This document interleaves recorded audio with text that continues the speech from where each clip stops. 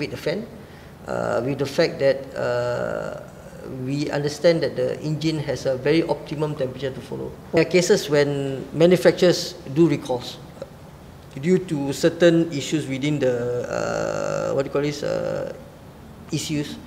They actually reflash the ECU. Oh, okay. So they reflash the ECU using their OEM software or programs, using diagnostic tools and so forth.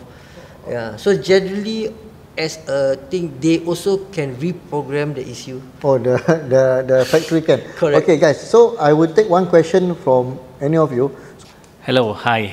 So my question to you is, can the manufacturer detect the changes that you have made on the ECU, and can it be reset to default setting, or what happens if something goes wrong with the ECU modifications? Can it still be recovered and so on? Okay.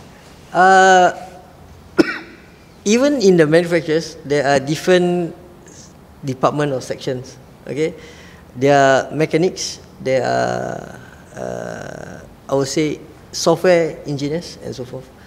So on a general, they could not detect the changes, but when you goes to a person who does the software of the ECU, they would know what they are looking for. They will see the changes, however, is again truly reversible. We have to understand, right, when we send our vehicles, whether it's a car or bike, into, let's say, the workshop, okay, you tell them that I have this problem. So usually the mechanics at their level will look towards solving that issue.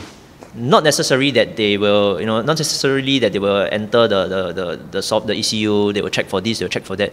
Also, you have to understand,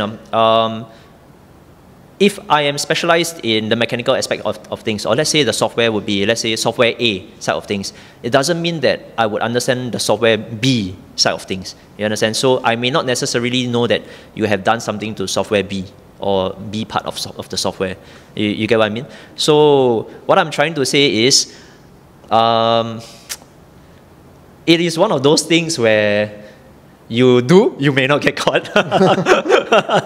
Okay, if it makes sense to you. Yeah, not everything, like every time you send the bike back, then you have to reflash it, you have to set it back to stock, this and that. It's not always necessary. Yeah, especially I think to a certain extent, things like lowering down the temperature range as to when the fan would kick in. These are usually cover to eyes comforting. Yes. Yeah. So I want to just add on to what he said. Recently, my motorcycle have an issue. Actually, I forgot to plug in one of the sensor. So there was an engine check light up. And that time, my diagnostic kit is still on the way. So I couldn't access it. Then this fella, I think, go Thailand or not around lah, working or what. So I said, alamak, how? I have to go back to my dealer.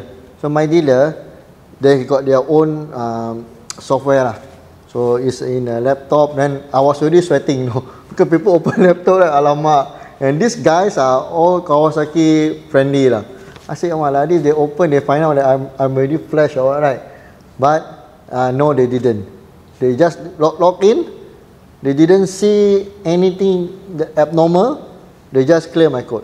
So I replicate again that fault when I got my diagnostic my diagnostic tools, right? When I plug in to the ECU, I didn't see any abnormality. It just shows me the code, then they explain what's the code, and I just erase it. So his flash is still there. So yeah, that's the good thing.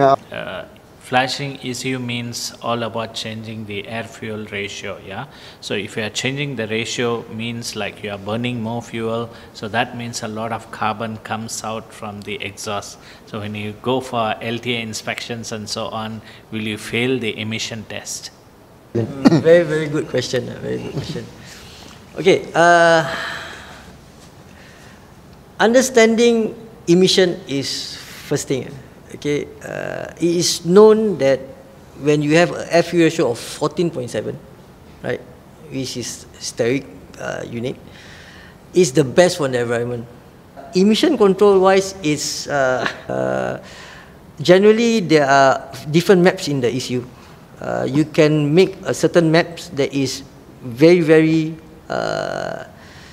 I would say emission friendly, while there are maps which is radically not emission friendly. Oh, so you want to go for inspection, you put it emission friendly. Yes, correct. So it's basically the issue you can program in such way so that you will not have any issues generally. Just share with you. So guys, if your motorcycle is running lean, from my point as a mechanic, you will have damages on your valve, your camshaft. Your camshaft will have damages because of too lean. Too rich, and you know your pistons will be very dirty. So that's the effect. So this flashing will balance it out, right? Michelle, so for your Royal Enfield bikes, so far you have been selling, I mean, right? So anybody come back with such issues such as too lean or too rich? Oh no, our community very quite one. Very quite one. So that means the bikes are reliable.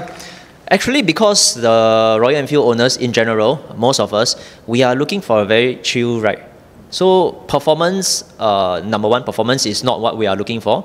Number two, the bikes, because they are very mechanical, so there are very few electronic related issues. So you can say yes, it's very reliable in that sense, and because it is so reliable, there isn't a need to actually look into the software side of things. The owners don't need to do that. Also because when they have an issue, we are able to rectify it for them. So there is no need for them to OT go and find a solution outside to solve this issue. And one stupid question: your motorcycle got ECU? No?